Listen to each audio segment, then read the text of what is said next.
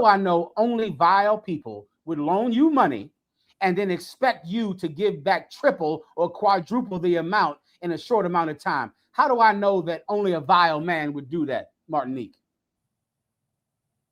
Salaki, sir, that's how our oppressor does us. Give him a hand. Denele un applauso. Give me that in French. Um, Applaudissez-le. Applaudissez-le. Kawakan. Applaudissez-le. Right. That's Kawakan. right. That's right.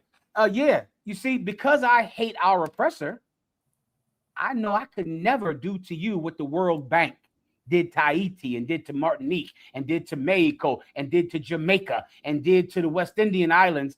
That's how they oppressed the poor and made them live in abject poverty forever by giving them a loan and then charging interest on it. That is oppression. That is making sure that the poor can never climb up from their condition. I'm not doing that to you. Only a vile person would do that. And because I'll never charge you interest on a loan, I will be safe. God will be with me. You understand? Kawakan, sir. Was there anything else? If I could just finish the verse out of one. Of course. Kawakan. Nor take it reward against the innocent. Mm-hmm. Nor taketh reward against the innocent. Let me tell you who another person and what they do, or the same person and what they do. They go and hurt someone for money. Hurt a righteous man for money. Because they get paid, they'll hurt you. Men like Jay-Z do that, and drug dealers and criminals who prey on the chosen people of God.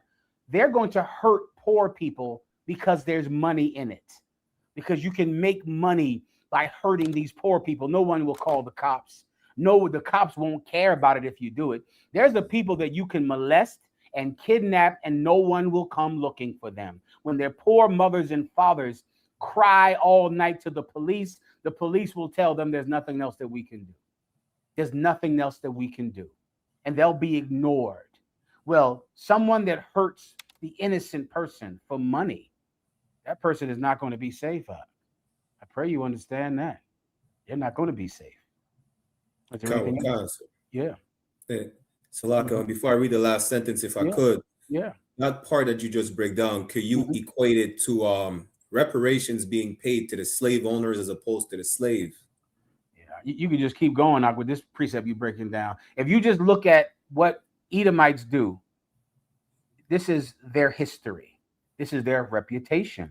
This is why they're called the devil and the dragon and the serpent. This is their reputation. Yes, at the end of slavery, the slave owner was given reparations because they lost property. The government was taking away their property. So the government paid them reparations and then pardoned them for the Civil War in America. Gave them a pardon. None of them went to jail. None of them were hung.